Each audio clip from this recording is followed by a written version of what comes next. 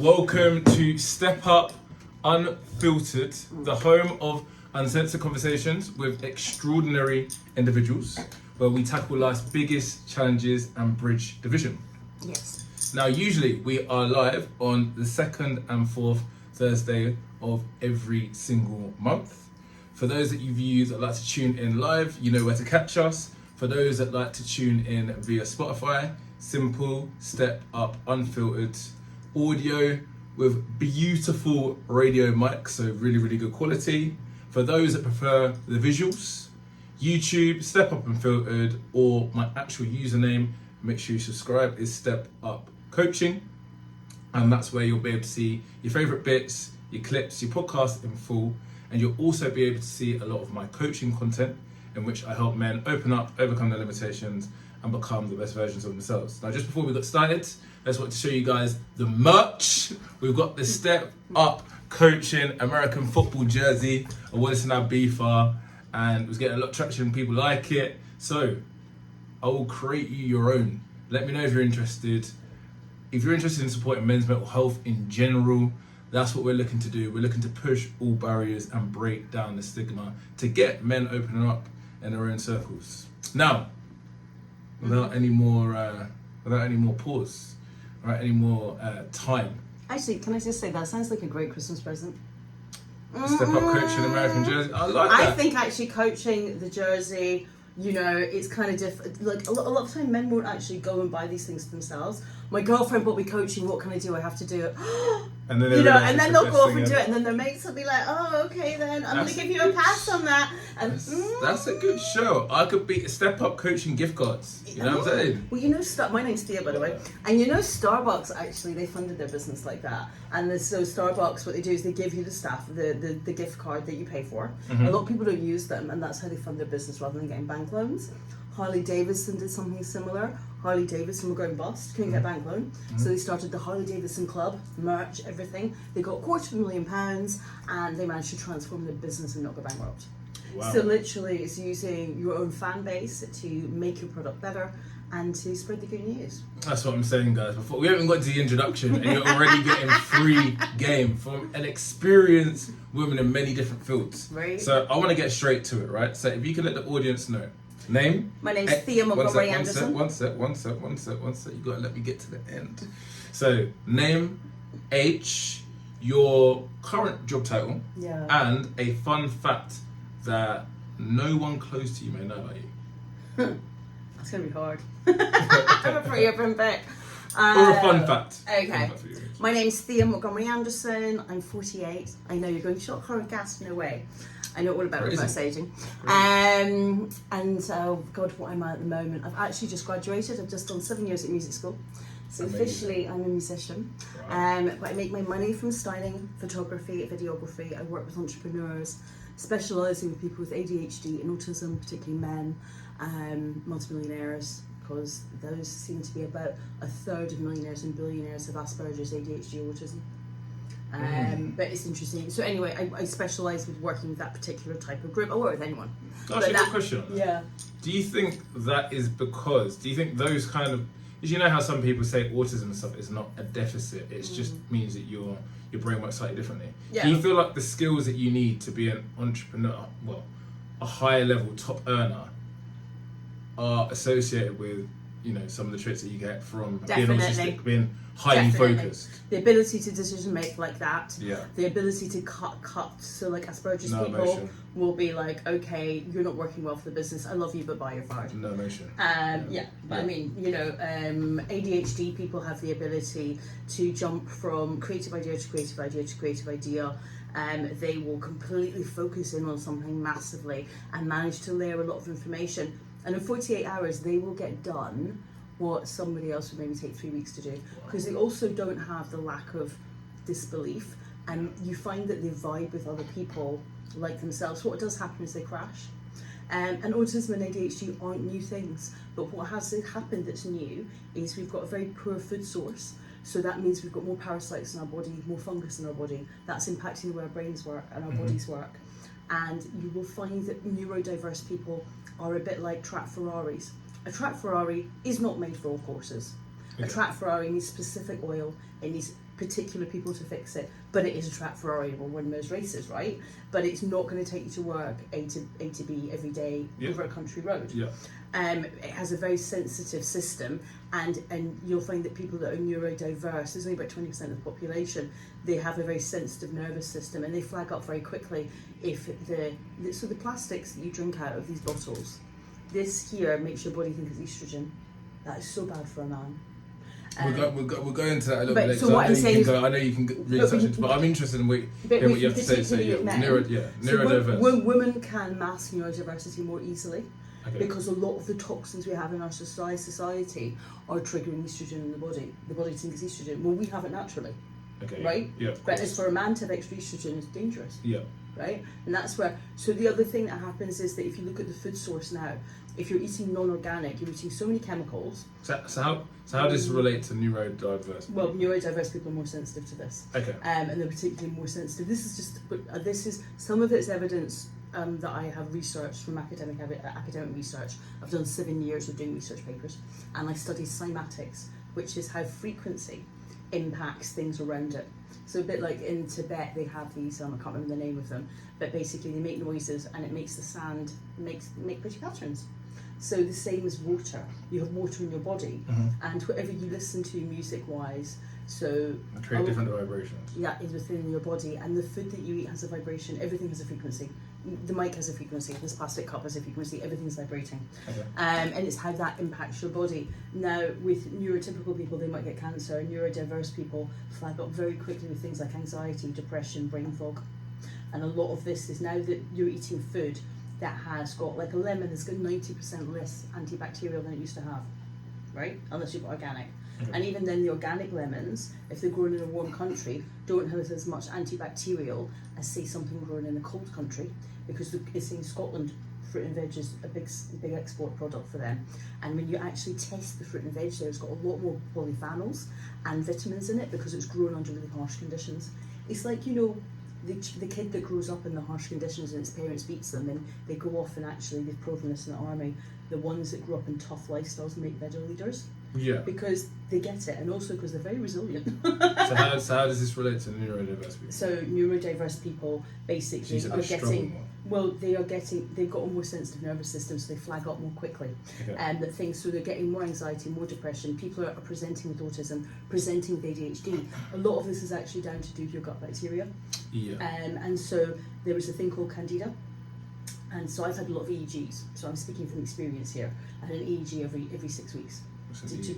Okay, so you get what's it's a brain scan that shows how your electrics work. Okay. So it will show if you've got ADHD, autism, bipolar, PTSD, and a lot of autistic. And so what's happened is that the noise. So a lot of neurodiverse people are more sensitive to noise, more sensitive to poor water, they're more sensitive to poor food.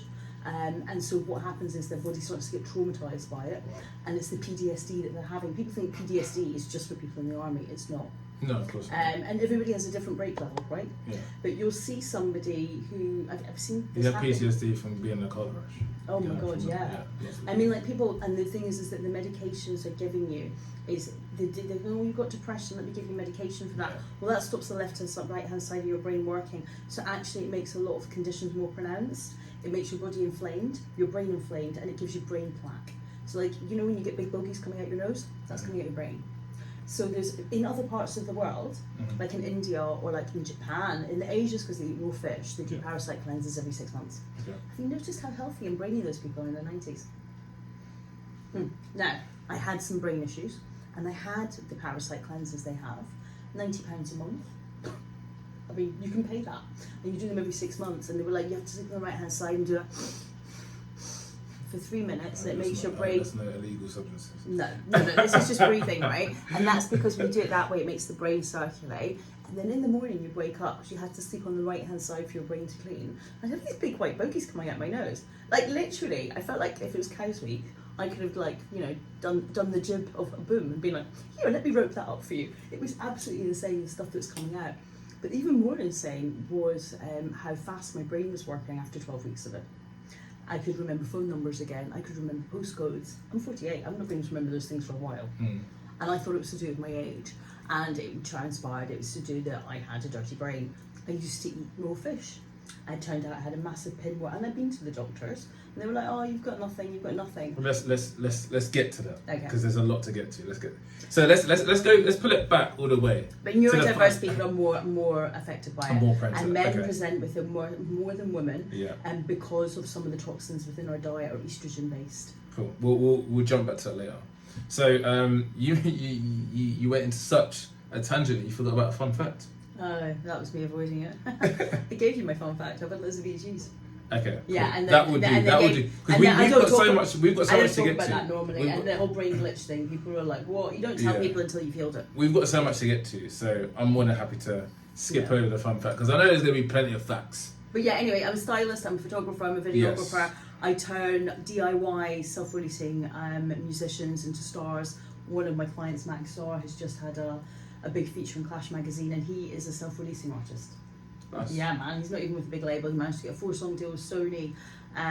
Yeah, so that's So what how I do you help them? What is it? The video? I brand them. I turn people into brands. If you're not a brand, you're nothing. Yes. Elon Musk, Twitter's doing well because he's a brand. If somebody who wasn't like an Elon Musk had bought that, it wouldn't be doing as well. So everything is back. People don't buy companies anymore, they buy people. And it's the same with music. People aren't really listening to your music. With things like TikTok, Twitter, this radio show, people are buying people, right? Yeah. And so I turn people into brands. So how do you do that? Image, your style. Find out who you authentically are. A lot of my clients are carrying crap from their childhood, or like information they have absorbed from society, like from TV shows they've watched, or the granny said you should be a doctor, lawyer, accountant. That isn't what you want to be, right? That's not even useful these days. Yeah. You know, much more useful to learn how to use social media to look good in front of a camera and dress snazzily, because you're going to make money that way. So what title would you give that part of your job? Because in coaching, for example, I do a lot of that, you know, help people find that purpose. And again, that's a common thing that I help find. people find their real personality.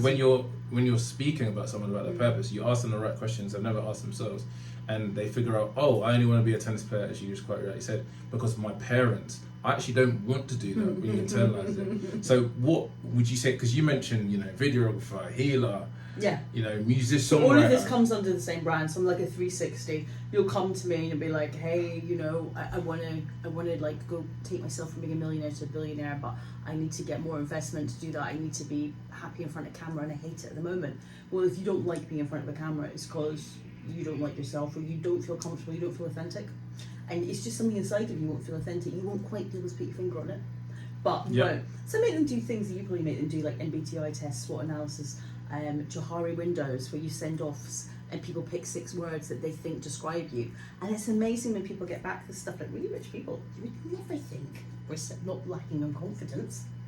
Quite reassuring to see that rich people do lack in confidence, but you know, you wouldn't think they are. And people come back and say things, really nice things about them. Like, I didn't know people thought I was reliable or trustworthy, and they see themselves in this whole new light, right? And then there's like an entrepreneur test as well you can do. So mine comes out that I'm like celebrity, creative, and leadership. Those are my 3 qualities, right? I'm that type of entrepreneur. But so then we work through that, and then I also then try and get them to work through a thing called tapping, where they tap energy in and out of the body. Because there'll be things that maybe trigger them, like if somebody's had a bad breakup, or any breakup, right? Yeah. Breaking up's not easy. Whether you're doing the dumping or doing the dumped, it's not a pleasant experience. Not at all. And I worked in law for a while, and I used to see people go through family courts and savage each other, and I was like, 20 million isn't worth it. You can make that in 3 years, right? With social media and, you know, and selling some products from abroad, you can make 20 million. But what you can't make is... You made that very simple. But it may have, so I mean, 0.00001% of the population. But that's because they don't believe in themselves, and they don't have the how to do it. They don't do the back maths, right? They don't have these skills. Like I said, if you've got the skills that you and I do, which is being able to talk on camera. Yeah. There's like 319 million people in America. Yes. If 1% of them spend £5 with you, you've made 2 million. Yeah. And we speak English, right? And they love British. But people don't understand marketing, and they think it's out with their thing, right? And they just, a lot of people don't try. And that is, anyway, so going back to what I was going to say, so what it is that they'll find out. Just to touch on that, what you just said, I completely agree with you. You can be the best coach in the world if you can't market yourself. I mean, this is what I'm having to do, you know? Yeah. I'm good at speaking on camera, and the episodes are great, but I've never done a marketing course, so I'm having to, you know, self-learn. Job, but you are 100% right. It's how you market. And think about how many people have become huge influencers that got not anything about them, but they're great at marketing. Right. And they follow the algorithms, and they're really, really clever with social media. So I do agree with you there. And I'll talk to you about algorithm before we get off this, because this is probably something people actually do want to know about. Yeah, 100%. And like, this is my thing. I've just done double-weighted paper on this. I've done 3 massive research papers over 7 years on social media, and this is why I'm really good at what I do. It's like my own socials I don't do much with, because I don't need to, because it's word of mouth. Once somebody's worked with me, they tell somebody else, and they're like, she's amazing. Yeah. She doesn't chat your business, and anyway. So you'll find out with these rich people, these people, they want to go to the next level, but they're concerned about in front of camera and crisis PR. What if you say the wrong thing and it blows up? Can happen. Yeah. I mean, I've had my own blow ups. I love them, by the way. I love all those like 5 million views. Give me some more. Thank you, Daily Mirror. Anyway. You might have to delve into that, because people are going to be confused. Yeah, I'll come back to that one later and tell you how to deal with it. More importantly, how to be prepared. Sure. But so what I do is then there'll be things that come up, and there's very simple things you can use, like the DeMartini questions. So Dr. DeMartini is a guy who gives away free information on his website about how you can self-heal. And emotions are, as you know, energy and energy in motion, right? So if you've got some stuck energy in your body, or if, let's say, somebody talks about your ex and it makes you wound up, or your mum, then that's still a stuck emotion that could turn into an illness. And it's definitely going to stop you succeeding in life. So there's these 5 questions the DeMartini method gets you to do. You write 40 answers, and the last question is like, what terrible things could have happened to me had I not experienced this? And you think, well, this thing that happened to me, like my mum was very ill when I was growing up. She was very violent. But had she not been that way, every time I got mugged in London, instead of me mugging the mugger, I might have been the one that ended up in trouble. I mean, literally, I did a guy 6'4" and bit a hole in his cheek, because nothing scares me. I had to go and hang myself into Brixton Police Station. They laughed very loudly. But I was just like, nothing scares me because of that, right? And I learned at a young age self-defense and stuff like this, because I realized that if my family could be ill, then what is the world going to be like? And it's kept me safe in comparison to other women I know. I've had a very easy time with it. Bad things don't happen to me, but because I'm prepared. I say that I read a book, and we can't swear, by the way, on live radio, but it's called The Subtle Art of Not Giving an F, and that's what helped me get over any anxiety I ever really had. Not that I'm an anxious person at all, but obviously just natural anxiety, when you've got a huge public speaking, event or a presentation, or you're going for a job and it's a really good job and you want to make sure you get it, and you're interviewing in front of loads of other good people. He just simply said, and it just seemed to it was a penny drop moment. It was, what's the worst that can happen? Is your girlfriend going to leave you? Your mum and dad going to hate you if you don't get this job? You realise you just go, no, what's the worst that can happen? So now when I'm in those situations, I care, but I don't care. Yeah, right? It's like, I'd love to get it, but if it doesn't work out, there's something better coming around the corner for you, and that experience was preparing you. Exactly. So now I can completely It was agree with that. Yes, that's so there's this method you do, because a lot of people don't want to pay therapists, they don't trust them. Yes. Computers, I always with my clients. Men especially. Oh, but I have to be honest, my therapist that I had, I made her write everything down on paper and pen, and I made her burn it. I can't have people talking about what I'm talking about. I've had profile clients. I can't have that ever getting out, because people could misconstrue what I've said to be about somebody else, and it's been all about me in my past. But therapy is different to coaching in that aspect. But therapy is a lot deeper. Computers get hacked. I had a coach as well. I made her do the same thing, because the coaching would kind of cross over. At the end of the day, I just believe that rather than go to bed and feel paranoid, just tell her how I feel. She was like, I love the fact that you feel you can tell me this, and I'm going to offer my other clients this. And she got loads more clients because she was doing paper, pen, and burn it. Right? Okay. Nobody. Yeah, right. Everyone's got their own methods. Everybody's got their own methods. I know how to express myself. So with my clients, I do jotters and I burn them. So can I take it back from the beginning, because I know that you had quite a tough upbringing growing up. So could you tell me a little bit about your upbringing? Tell us, should I say, and your relationship with your parents. Okay, so my family are rich. At the end of the day, I'm not going to lie. I went to the finest boarding schools. I went to an amazing boarding school. I grew up in a really rich household, and I had designer clothes and great toys, and everything on the surface was great. But my mum was really unwell, and nobody knew. And my sister and I masked it, because we didn't want to end up in care. Because your sister, sorry? My sister and I masked it, so we didn't. We window dressed her. Yeah. So my sister's 10 years older than me. She was an amazing sister. She's more like a mum, actually. She used to take me to art school with her when she was 17 and I was 7, because I had trouble reading and writing. It transpired I had quite chronic learning difficulties, and that these weren't getting picked up because my mum wouldn't do the homework with me. Her attitude was, it's a private school, they should be doing it. Yeah. Everybody, and she was, that's cheating if I help you. She just didn't want to do it. And my mum was quite honest and said that my parents were quite elderly.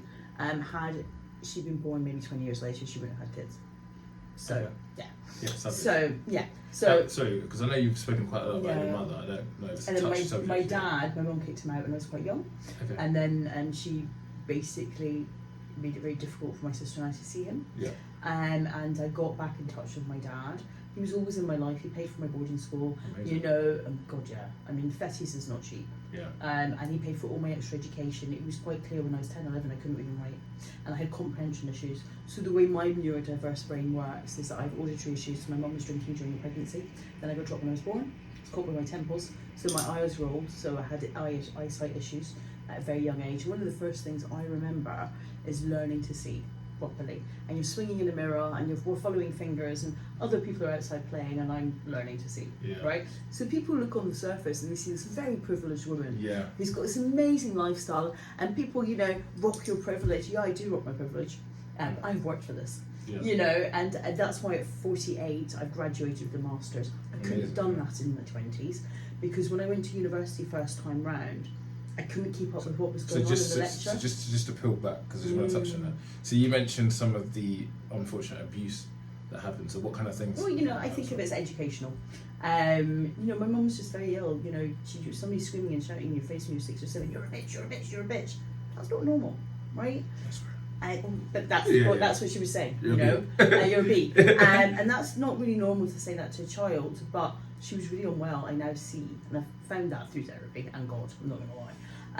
I did not feel this way about it 10 years ago, I felt hurt. And now I just see that she's very, and I also think it's very likely that my mother had things like ADHD. Now that I've worked with more people like that, and I don't, exactly, and I understand the way the neurodiverse brain works, I can see that. And my mother grew up in a time when she was born during the war, well, she was young during the war, and she had an aunt that ended up going to mental health. So her aunt had a really good job and was like the manageress of the Greggs the Bakers, which doesn't sound amazing now, but as a woman, that was a thing in the 40s and 50s. Yeah, oh yeah. Right? Women just didn't really work at that. She was the only female manageress in Scotland. Yeah, that's huge, that's huge. And her husband, her fiancé ran away with her best friend. And she tried to kill herself, and instead of putting her in a hospital, they locked her up in jail because that was the law then. It was a criminal offence to try and kill yourself in the UK. Wow. Yeah, it was the same as, like, you know, there's other things I could go into, but I know it's a daytime show, that they used to do to men for being gay. Like, you know, stuff that's just, you just think, wow. Well, if you can find a clean way of saying it. This is Step Up Unfiltered, so no talk is... So there used to be, if you were gay, they used to inject you with things that meant that your bits didn't work properly again. Wow. And they still have that chemical they inject you and stored, by the way, in the UK. They've never gotten rid of it. Wow. Yeah, and so these are the sort of things that used to happen. It's, I mean, people forget, you know, in 18... How savage English people can be. Yeah, right. And this is why when people get all wild against them, I think, I'm Scottish, you don't know how those things. When the English are really soft, but when they turn. Yeah. Like, they turn badly. I think like, you know, in 1890, it was really expensive to get divorced. So rather than divorce you, because as a woman, you're a proper member, your property contract, that's what a marriage contract was in the UK. A man would sell his wife at market to another man without her choice. Crazy. That's 1890s. Well, now I feel that's the reason why some women or some feminists are trying to do an overcorrection now, where now it seems like it's a woman's world at this moment in time, which I don't think is right. I think it should be equal. Well, yeah, but that, you know, it's a pendulum swings. You know, like a pendulum swings one way. Just if you look at a clock, it swings one way, it swings back, and then eventually it stops swinging, right? And that is just natural nature. I don't think black people have ever had the pendulum swing in our favour at all. Unless you're in Aberdeen or Scotland. I don't think so. Unless you're in Aberdeen or Scotland. I can't speak for Scotland. Okay. I know about England. And black people have never had any swing pushed in their way. But your swing will come, my dear. I don't think so. I think with it, if you have a negative attitude, it won't. But if you I don't think it's about negative, actually. I think it's just being realistic about I'm talking about what's consciousness. happening. I think people see, you know, Some people had an issue with the fact that black people getting more roles. Some people have an issue with DEI, which I actually do kind of get. Black people are more adverts. Now you obviously can see a lot more black people, you know, at least on the surface, in more positions. So even that's getting a lot of scrutiny. Okay, so I'm going to be honest with you. I'm a bit older than you. So at one point, the only place women could get work was in the local councils, and that's because they had positive discrimination, so women could get roles. And there was a big kickback about it. And guess what? The councils ended up working really well because women are creators, men are doers, right? Yeah. And especially if you're now, like say, a key worker in a housing situation, you want somebody who's caring and a bit motherly. Of course. You know what I mean? Yeah. So I do understand that there was this big pushback when women were getting pushed through. Remember in the 70s, in some parts of the UK, you couldn't get a mortgage unless you had a man sign on it for you. Right, so we're going back into I was talking so about the pendulum swing. So Yeah. you're talking about corrections or over corrections. So And you were how- trying to say about women. Yeah, so you were saying that like for you don't feel like people at the moment are getting a bit hacked off because there's positive black discrimination going on in the workplace to bring people through, as should happen, right? For and this happened with women. So when with the I social, don't think you should get a job because you're a woman. I think that's BS. And I don't think you Yeah. should get. I don't think you should get a job because you're a black person. Yeah. And they need to sort out their quota. I think there's enough opportunity in the UK. You get a job because you deserve it. right? I hear what you're saying. However, stigmas and like just like anti-Semitism is real. There's a lot of real things that are going on. Now I went to private school, and part of the private school network thing isn't just. Can I just put you up on that bit? Yeah. I mean, I don't want to get cancelled because fine. them boys are powerful. But what I was going to say is, yes, anti-Semitism, actual anti-Semitism is awful. However, a lot of things can be coined anti-Semitic. If you compare anti-Semitism to racism, it's not even close. Something has to be deemed so much more serious to be racist compared to anti-Semitic. Something anti-Semitic could be, Jewish people tend to, you know, run a lot of the media channels. That could be seen as anti-Semitic. So I know you were saying, you know, Well, it's just like I have to be honest. I've been in music school, and there was this thing. It's like, oh, black people do music, and I was like, that sounds a bit racist. What, they can't do anything else? So it really depends on what eyes you're looking through it at, right? Whereas I know an awful lot of amazing black doctors that have come here to work from abroad. So it's not, but it just seems to be that people get thingied. And I also think that we've been trapped in this culture at the moment where we love to judge each other, and everyone's scared of being judged, and people just want to judge. And the press are a lot to blame for this. The press are dividing everybody. So they make women feel shit about being women. You know, there was positive discrimination to push women through in the councils, and do you know why? Because it didn't matter how great their qualifications were, they wouldn't get pushed through. There are parts in the Middle East like this that you can have. Of course. You know what I mean? And that's why they have to do it. And so what happens is it happens until it becomes normal, and things in the UK have been pretty equal job-wise for quite a long time now. the pay isn't there. You know that's what's No, I completely disagree with you. Yeah. So they've done the controlled gender. I actually love this. So they've done the gender pay gap is complete BS because it doesn't take into account, and you'll know this. It doesn't take into account hours worked. It doesn't take into account type of job. It doesn't take into account how high risk the job is. So you can't just do men versus women. Okay, men get No, more. I'm talking comparable jobs. That Yeah, so people- controlled. Yeah. They did the controlled. They did the controlled. They did the controlled gender pay gap, and this was everybody in the US. And In they the let US? yeah, So not in the UK. not in the UK. Okay, so I'm talking about the UK. So when Okay. I worked in sales, there was 5 of us on a team all doing the same job. We just say this one point. Okay, Guess how much difference there was between men and women's pay? I have no idea in the US because 1 their pay. cent. I was going to 1 say their cent. pay is so different from us because they have to put into account things like insurance, right? Which is not- 1 cent.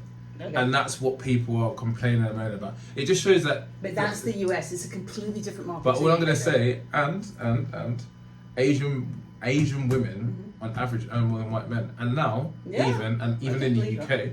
I'll give you a UK stat. Women actually out earn men in their 20s if they haven't got a baby. So all of this unfair. I think it is BS. I think where I I'll think give it depends where I'll what studies concede. you're looking at. Yeah, and do you know what? I've spoken enough, so I'll let you go No, into it. But I think it the one does thing I depend would what studies say, you're looking one thing at. I would say is where I agree with you completely is it's way harder for ethnic minorities and women if a directorate level everyone's white men because it's not done on merit, it's done on popularity. It's much harder to get promoted to the high positions. Yeah. And I agree with you on that. But I think just getting a normal job. But you know what? There's an answer to all of this: entrepreneurship, and this is why you need a coach, because you don't need to be a slave. And this is what they've been teaching us at university. So I spent 7 years at music uni, and the first time I went to uni, they were training you to become an employee. Now I'm at music uni. They're like, no, don't.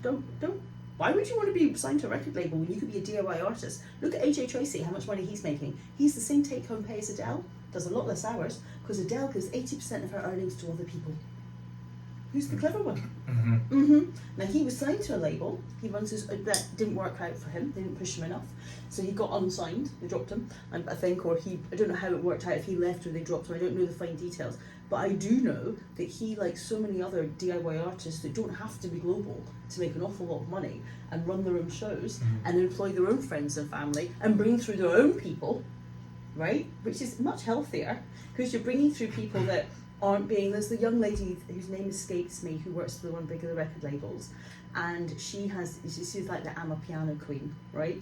And there was all these old white guys who were trying to like get in that space, but she had gone to Africa. She had met all the stars over there, and they were like, "Nah, we're ending with her." Of course, yeah. No, and so then they eventually had to give her a place at the table, right?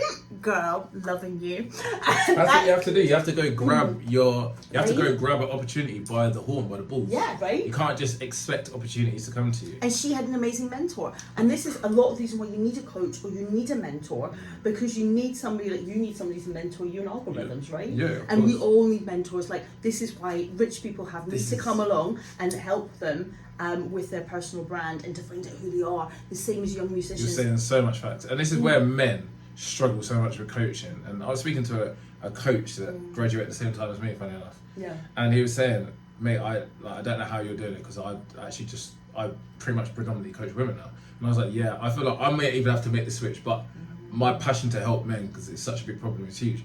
But he just said, one for you. Nearly all my clients are male. Well, men coming through to men just doesn't happen. Men even supporting men doesn't happen. But this is what also I think there is a thing where I find that men can open up to me where they can't open up to a man, because they have that I should be a man, I should be a man. But also as a woman, I know how to, like, so as a woman, people always go, it's really hard as a woman. I find life really easy as a woman. Life is very easy. Oh baby, it is. If you know how to play that game, it is so easy. I learned a lot about that in Thailand. I went on holiday, and there was these girls who spoke perfect English, and then the guys would come along and they go, "Oh, you have such big muscles," and they go, "What does this job title mean?" And I was like, "I'll get the round," and they were like, "No, stop! He's a man. Let him behave like a man." And I was like, "But I've got money. I earn really good money. I was on 6 figures at the time in the city." Which was really good in those days. It was like 20 years ago. I went there, like my friends were on 25. I was on amazing money because I worked with all men, and I was like the oil that just kept the situation going and stopped the massive conflict.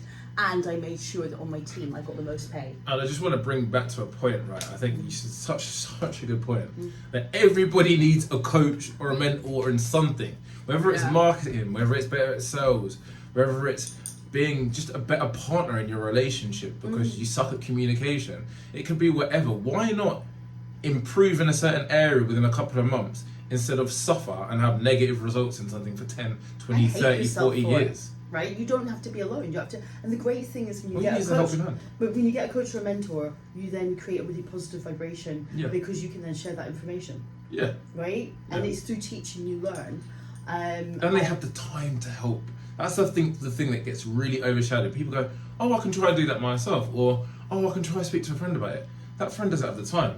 Or you open up to that friend, especially as guys, that friend shuts you down. And when a guy gets shut down by your missus, by whatever it is, you ain't open up again. Yeah, right. So then you just keep it, and you just get the negative effects from that. Where it's like, no, yeah, you might have to pay a little bit of money, but it's an investment in yourself. And don't you love yourself enough to pay that money? Because you'll spend it on drinks in the pub. You'll spend it on another pair of trainers you don't really need. That just growl out. Narcotics. And that is giving you, and that's only going to give you Alzheimer's.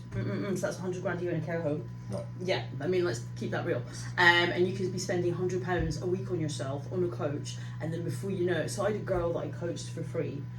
She was an old friend of mine, and when I had problems with the house and I was very unwell, she stepped in and got my house renovated and sold because I realised it was an expensive coffin.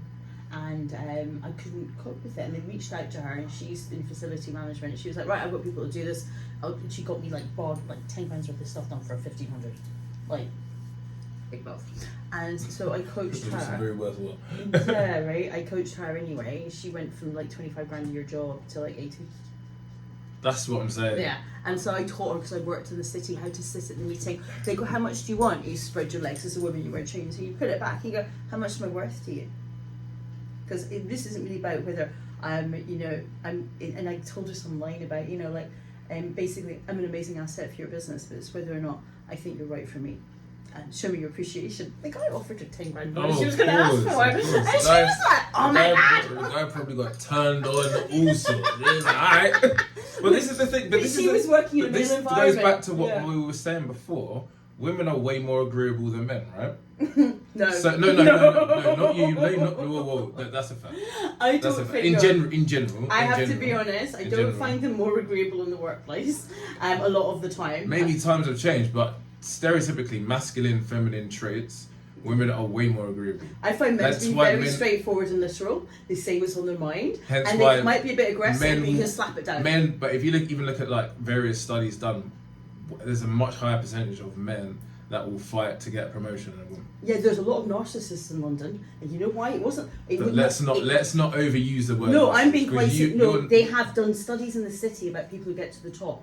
Now, London has become a very expensive place to live. When I moved here, it was £25 a week for a room.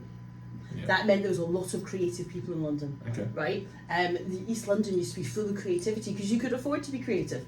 Now, I'm not being funny. I sold my home. I almost had a heart attack. People, £900 for a room with black mould. Yeah, it's ridiculous. £900. Do you know? You get a 4-bedroom house. Where I come from in Scotland for that? Yeah, that is insane, right?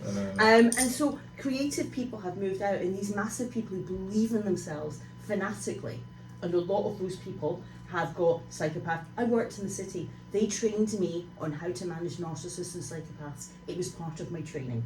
Okay, so what percentage of people in the UK do you think is a narcissist? I don't think in the UK, I'm only talking about the square mile, because that's what I was taught, and at the time it was around 25%, which is quite a lot of people in one place. That's not true. Yeah, but you think about people who are earning $250,000 a year, babe, they're not normal people.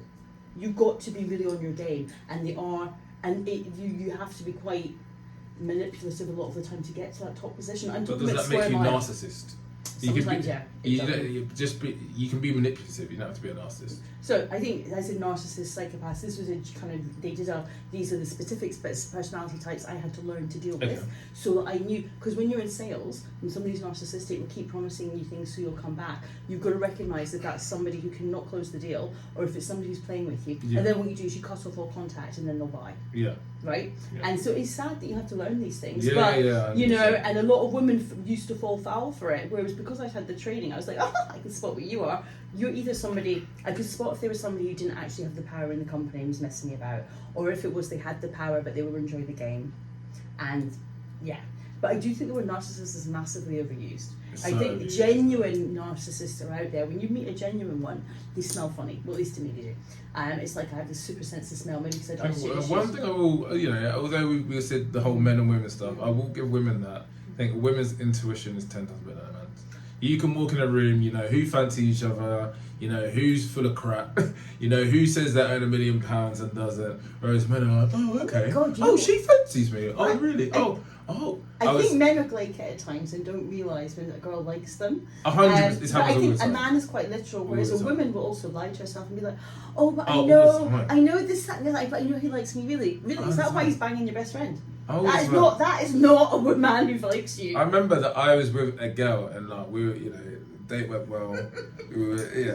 Things were happening. Let's say. And then we've got into the room, and then next minute she's put on this really drunk performance, and we're like, he's come right, he's come to mine, but she comes back into bed, she's completely normal. It's because she didn't want to have that look like, she's just gone back with a guy after the second time of meeting him, so I'm gonna act like to the girls I'm smashed because I've done that, because she couldn't admit with herself. I was like, whoa, you don't need to act like you're smashing me with me, baby.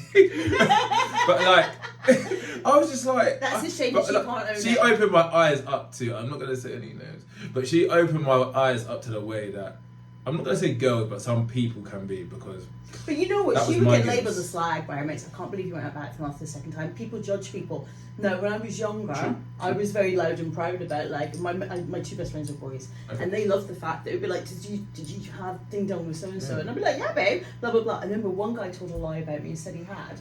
And I didn't say anything, and they turned around and said to him, nah, if she had done it, she would tell, oh, you know what women are like. And so they eventually sat me down in front of him and all those mates went, did you or didn't you? And I went, no, I couldn't get it off. And that was the truth. And that's why we didn't. That's embarrassing. And Yeah, yeah, but why would he lie? Why And the would he thing is, lie? I have such a reputation for telling the truth because I own my stuff. And I was never looking to get married. You know, at the Think end of the day, I about- always earned really good money. And it was Ladette culture in the 90s as well, where it was cool to be like that. Yeah. It was very, you know, but some of my friends were like, aren't you ashamed of yourself? But I was like, what, for being honest about what I've done? No. Yeah. Are you ashamed of yourself that you feel you need to lie? Yeah, agreed. Mm. Agreed. Right, let me strip things back. Yeah. So you mentioned a really unfortunate incident that happened to one of your friends at school, who obviously had an incident with her father, which was SA. And I not funny enough, I went on a date with a girl that told me a similar story, and I was like, what the hell is this kind of stuff happening? But what I wanted to ask you was that this happened to another girl that was in a private school. I think the perception is that people think when you go to private school, everything's okay, and it's really not. You were saying that you boarding school- notice some of the signs of people have been abused and whatnot. Can you just go into a little bit more Okay, detail? so boarding school, people look at you and think, oh, it's nepotism, you guys hang out because you went to a private school together. I'll tell you why most of us went to boarding school. It's care for the rich kids. And that your parents are sending you away, or in my case, you're begging to get sent away because you can't cope with your home life. Right. And the things that bond you, now the kids that hated boarding school are the ones whose parents, bless them, would often be new money, and they think, I'm going to send them to boarding school, they'll make the right connections, but their parents loved them, and they didn't do well because they left a loving home. They weren't like, oh, phew, thank God to get out of that, yay, I'm in school for the next like 8-10 years, you know. I remember the day I went, I begged and begged and begged to go because I saw there was a day people I wanted to be a boarder because I was so unhappy at home, and it was such a great, and boarding school had its own trials and tribulations, I'm not going to lie, but there were rules and regulations. I knew if I did this, if you get caught drinking, you know you're going to get into trouble. If you get caught up after lights now, you're going to get into trouble. But as long as you abide by the rules, you're fine, right? And whereas I had a very Structure. I had a very unpredictable home life. Yeah. And I had a lot of freedom, which was amazing. You know, like when I was younger, I used to go off and just play in these big parks when I was like 7 and 8. Most people's parents wouldn't let their kids out for 12 That's hours. dangerous. But on the other hand, I was super smart. And I became street smart, and I learned, you know, and anyway, that's all by the by. I mean, Scotland's also slightly different cultures down here. Edinburgh only had 600,000 people. It's not London. And London's changed a lot in 30 years, trust me. It was, in my opinion, safer 30 years ago. There were some bits that were dangerous, but you knew that if you got off in certain areas of London, people were very sick and on crack, and that things might happen to you. But in other bits, like when I was younger, I'd walk home, and if I thought somebody was following me, I'd jump into a pub. And I'd be like, hi guys, and they'd all stop, they'd put their drinks down like, a woman in our pub, because there used to be some pubs that were just men. And I'd be like, I think someone's following me, and they'd be like, oh, my son will walk you home, right? And that would be it, right? And it was that, whereas now you go into a pub, nobody knows you, they're not local to that area, you know, it's not the same people in, day out. So London has changed, but anyway, going back to that, so you make bonds because you're all quite traumatised, and you may never talk about what's going on, but we all had our own problems, and you go through these things where you're living also from an energy point It's like of view. telepathic, you can pick up on someone's energy. Yeah, but from an energy point of view, you become like people you hang out with. So if you want to be a multi-millionaire, you hang out with 5 multi-millionaires. Yeah. Right. So when I was really so you're in a room with 14 other people, and you're sleeping in that room with them for like 3 years. You make close bonds with them, but things also happen to you, like you have sailing accidents. You survive together, and you know. But more than that, there will be those moments where you'll have the meltdown and something will happen, and it'll be that quiet thing that everybody knows what your home life's like, but nobody talks about it. And it's those bonds that, and even within inter-boarding school kids, so there's other kids that I don't know that went to boarding schools, and it's just like, you can tell that their parents are maybe quite toxic to them, and they have this kind of happy-go-lucky, you're just going to make the best of it attitude, and there's rules and regulations at boarding school as well. you can't be two-faced, because you've got to go back to that dorm that night and speak to that person, sleep with them. You're not going home to mummy and daddy who to keep your schools for 2 days till it blows over. You've got to live with that, and it might be you get beaten up for it. You know, like even there's a girl who used to try and bully me, and she and I had a set too. I won, by the way, because I had all this raging aggression inside of me. And she really respected me afterwards. Like, oh, babe, I love that you. happens all the time. Just like, unfortunately, sometimes in life, right, you have to be prepared to throw a punch for that person to respect you. Because if you just sit there and take it, just like in prison, you end up being the prison B word. Yeah. You protect your backside at all costs. Yeah. Because the moment you let someone take that, then they're just going to keep coming and coming and coming. I know it's not as easy. I know it's a lot easier said than done, but that is true. One thing I wanted to say was about private schools. I was going to say, day schools, like my friend's daughter had moved school from a private school to a state school because her family had some financial issues. And the kids at the school, and the school did nothing about this, and the school 2,000 people, one of them she was jealous of her because her old big brother fancied her, I think, and made a picture of her in a wheelchair and put a noose around her neck that she'd hung herself. And the school knew who'd done it, did nothing. And the girls, this is a state school. Mm-hmm. Yeah. And that happened here in London, and I'm just like, and that girl had to leave in the end because she was suicidal. She was cutting herself and all sorts. So this is what I actually wanted to go into, right? So the first girl I ever dated, and I'm glad I haven't seen anything like this since. She was, so I went to private school. Yeah. She went to private school, and I went to a house, big old house, family. Lovely to me, whatever I wanted for dinner. I bet they were charming. They always are. They're charming, very charming to me. I was allowed to stay around. I was like, this is lit. Like, I'm 16 as well, so I'm like, yo, this is amazing. Because we aren't allowed to do this at my house just yet. And she used to cut herself and burn herself, and I was like, why are you doing this? These kind of things. And the reason that she gave, and I won't say it, it was sad, but it wasn't anything too. And I feel like there was more to it. But definitely. She was cutting herself and burning herself, and I'm like, you are a beautiful girl. You got me now. So hopefully I'm bringing a lot to your life. You're at private school. You got a lovely mum and dad. I just didn't get it. But what makes me and I'll rope this back in. What makes me laugh as well is that people think that private school is the holy grail, and it's really not. Like, it's very, very vicious. Like, you've got to be able to take banter. My private school was very, very, very, and you've very got to be intelligent vicious. as well. It's like ruthless. it's got to be like the cool kids are the ones getting straight A's. Now, I noticed in my friends at state school, they were getting bullied if they got straight A's. It wasn't a cool thing to do, right? So I worked in an Arabic law firm, and Arabic kids were getting straight A's, but they had no friends. But their parents were demanding it. We've come across here, we're refugees, you've got to do well. They felt the pressure. Of course, and all they would do was study, and they'd get on. And they had, some of them came learning no English at 13, they get straight A's in the GCSEs at 16. Take my hat off to you, right? But there is this thing, especially in white working class kids, it's almost like it's uncool to be intelligent.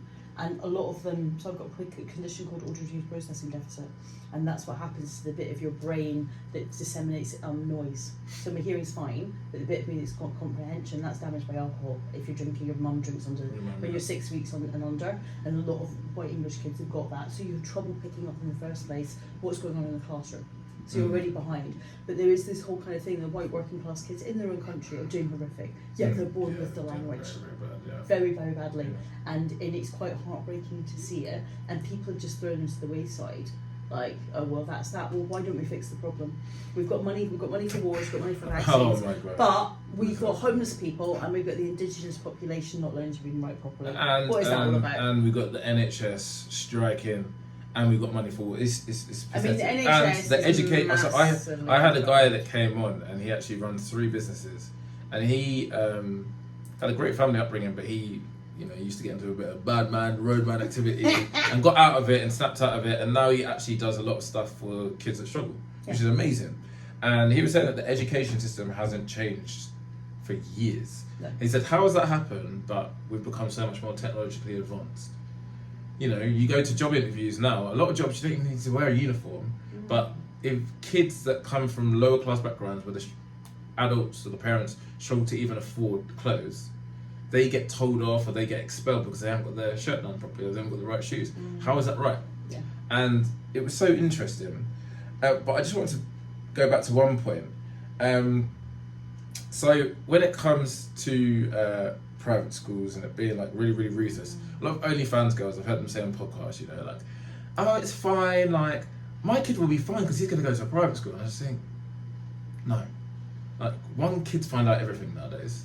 And two, going to a private school does not mean your kid's just going to get this, like, lovely level of treatment. Yeah. Kids are vicious. Oh, yeah. Kids are vicious. I think there's this huge, like, cloud that private schools just mean, like, your kids are not going to get any banter, This is what I mean. We're being sold lies by the media. Like, this is all, like, everything is like the whole pitting cultures against culture, men against women, you know, everything. What they're trying to do is divide us. Even if you look at what's going on in religion, right? If you put, say, if you've got Muslims, Christians and Jews to all work together, we would have the biggest voting bloc in the world, right? If we were all working in unison, consciousness-wise, and consciousness is a proven thing.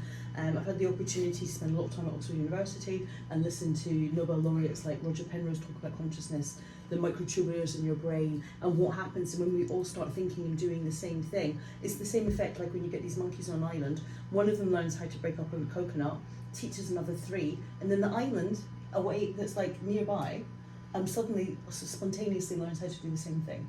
Now the monkey hasn't swum across and told it. It's just that it's passed through the quantum field. So if they can divide us, that we're all head-butting against each other, rather than going, do you know what? You want the same thing. I want the same thing. He wants the same thing. And there's a small group of people that are stopping it happening. You've got to think of it that way. And this is the great thing about entrepreneurship, because it means that you're no longer a victim, you're independent. I mean, I do have a point against that though, because I feel like I think that's what, especially a lot of men, and why men have fallen off so bad when it comes to education, when it comes to university, when it comes to just being successful. Men have fallen down so bad over the last few years. I think it's because so many men are just going, F this, I'm going to try being an entrepreneur. Don't have, like for me, obviously my entrepreneurial journey is on the side, and letting that rise up and being prepared to work twice as hard. And can I to ask make you that a question happen. about this? Do you think that's partly because you went to private school and they trained you to be a slave working for a corporation? Well, I think that could have gone to a public school and the same thing. Yeah, but I don't think you get the same training in the public schools. We get the private schools, we get really top quality training, and we know how to conform, and we know how to get the grades to get into the companies, to get the good jobs, right? I so mean, what's your point? So my thing is that if you look at Joseph Valente, he was out of school at a very, very young age, became a plumber, obviously went on to win The Apprentice, and then became a millionaire, lost his millions, made it again during COVID when nobody else was making money. That man was making money, right? Respect this guy. He admits himself that he's got virtually no grades, and there has been quite a few papers done on people that have got virtually no education, and in a way it's the lack of education is the best thing because they're fearless. They don't realise quite how much could go wrong. Yeah. But actually, the more qualifications somebody has, the less likely they are to become an entrepreneur. But I feel like I'm more risk adverse now. I've got more qualifications. But I think a lot of people have had the negative. I think that hasn't always had a positive effect. And we'll go into that straight after the break. We are back, and just to finish off that last point, so I was saying I think too many men have tried to become entrepreneurs, and I think it's actually had a negative effect because men are doing worse. And men are less interested in education. Men are less interested in, just having a normal career. There's nothing wrong with having a normal career. But normal careers don't pay anymore. So on 30, they do pay. You cannot rent a flat in London and have a child and have a wife. If you live a modest life, you can. But people don't want a modest life. No, but on minimum wage, you can't pay your rent in London, babe. £1,500 is what you're going to earn on minimum wage. Yeah, but a lot of people do live in London. 9 million people. But they don't have to. You can move out if you want. Okay, a lot of people and move to Luton. And there aren't the jobs. Okay, Luton, great. Not a lot of people want to live in. Not everybody wants to live in Luton. It will just ruin the price of thingy here. But if you want to say move up north, the reason people like me moved down to Scotland is because we just couldn't earn because there weren't jobs and there wasn't the opportunity for what is there entrepreneurship. now? A ton of jobs, and there's nothing wrong with doing 2 jobs. And do you know what? In Scotland, everybody's got a degree because university's free. Do you know how competitive it is to get a job there? The person who works in Tesco's has a degree. Like every guy has it. People aren't dropping out of university in Scotland, the men. Yeah. You wouldn't dare. Yeah. You're bad with bastard. Yeah. I mean, it's just not that culture, honey. Everybody. But what I am saying is that men are naturally, by nature, doers. Women are creators. Women create babies, right? The education system is failing us. There isn't enough doing at a young enough age. Oh, I think that is the bell saying that I'm right. Shall I go and let that bell in? Let the bell in. Yeah, I'll go and let the bell in. Because that's the person saying, Thea, you're right, I'm a doer. I disagree. Hello. Yeah, that should do the job. All good? Yeah. Yeah, we need you back. No, because I'm back. We And need I'm you back. back. We need you back. Good. Yeah, so as we were saying, yeah, no. So basically, I think the education system is failing the personality of young men that are out there. Men have always been doers, right? Our education system doesn't. So in Scotland, you are finished education at 16, not 18 like down here. So that means that you can go to university at 16, basically. Which is a very different vibe to down here. And I think at 16, I was desperate to go out to the workplace. I left boarding school and then I went and did my hires over 1 year rather than 2. Now, my sister already had, I think, her hires by 16 and could have gone to work. Oh my days. And then, anyway, hello, we're on air. Could you not get in? Right, I'm ringing the bell. Thank you. Anyway, before I was rudely interrupted again. What was I going to say? So I think the education system is failing and not everybody wants to go to university. Now university... Nothing wrong with that. No, I mean, like, if you want to be a doctor, university is useful. A lot of, but what we're failing to understand is, one, people that go to university do way better in terms of salary, and two, Yeah, they do. a lot of people are just becoming bums. A lot of people just want to have benefits. A lot of people don't want to do anything. A lot of men are declining, and this kind of goes back into what you were saying earlier about men have become more feminine. I don't know if it's maybe even because of some Well, of it's the... estrogen and stuff in the water. The food that you're drinking, so a lot of people have got black mold issues. I used to live in North Kensington, Grenfell Towers, Yeah. right? And there was a woman's house that was falling down with black mold. Now, I got dispatches to come round the TV show to have a look at it and Panorama. The social housing people wouldn't move her out of it and were like, yeah, we'll just have to get on with it. The local councillors were like, well, the law, she'll just have to stay. And I was like, no, this is verging on, now it has become criminal to do that because the child did die by black mold. Now, as it so happened, I managed to do it. Well, you can't do anything about it. I was like, I can use the law, my family are lawyers, I'm getting her out of this. And it took 6 months, I got her a bedroom upgrade. But because I knew how to use the law, right? That shouldn't now in Scotland that just doesn't happen. The council's on your side, there are more poor people than rich people. But down here, since social housing has gone away from the council and into these basically corporations, they have let things go to hell. Now when they came to repair that woman's house, the wall fell down, it was that thick with black mold. There was no wall left. She and her children were very unwell from it. And there is I've had black mold myself. I'm cleansing my lymphs from it. And it's cost me about £20,000 to heal my body. Which we need to get to. Yeah. So there is, I say there's also this problem. It made me so apathetic, I couldn't concentrate. I just wanted to sleep all the time. That's not me. I was earning 6 figures while my friends were at uni. I owned a house. But I don't, so I'm, I knew there was something wrong with But me. I'm going to take accountability for men because that's not an out for men. Because women would have had the exact same thing. I know you're saying that women, I know you're going to say estrogen, does that affect women as much? No, because but women no. actually have it. So- But women have, And then women what have, happens women with have women? got better from a socio-economic standpoint, Look, there was a lot of women that had as well that and women that have fallen down. Yeah, there's So- also, so I worked in law. There was a I'm lot not of going to let women men who, have an out. No, I would say that you're looking at it from one angle. There's an awful lot of women Look at it from both. who end up having a baby and get their social housing that way, and then they can work part time. And Of men, course. And men don't have that opportunity. Of course. Oh, whoa. I'm not saying that. I think the world in this generation is way harder for men, but not way. I But would harder say it's for harder men. for everybody because everything is expensive. The Give me one benefit that men have over women in today's day and age in the UK or the US. I'm not talking about Middle East because I know you can give a bunch. Apart from something so silly as the fact that men don't really get a bad rap if they sleep with. Okay, so in America, they're not getting they're not had their abortions banned or being good, have their body getting controlled. So America is a totally different beast than the UK. I can go to America. No, you can no. So it actually it depends on the amount of weeks. It's quite far down but the you line. just don't even have that issue. You're never going to get pregnant, babe. So you don't even have that one, headache.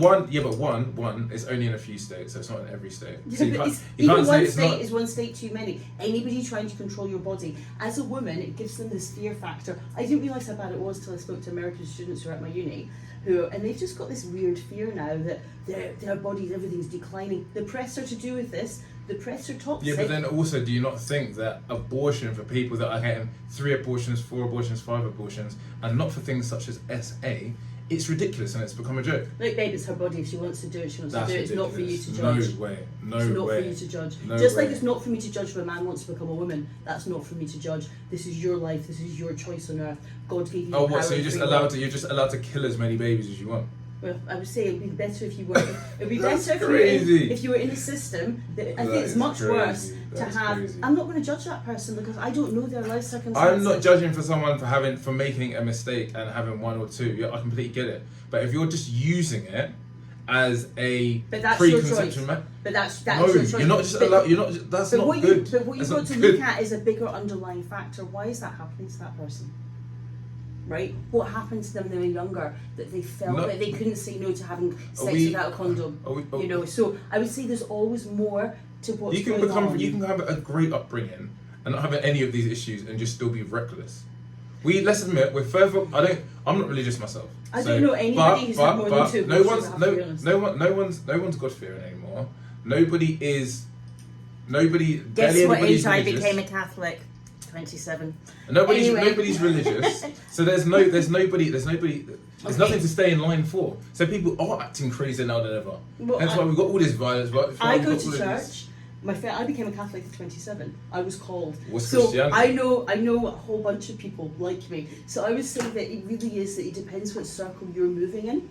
And this is the great thing about having guests on your podcast, because it brings other people into your stratosphere.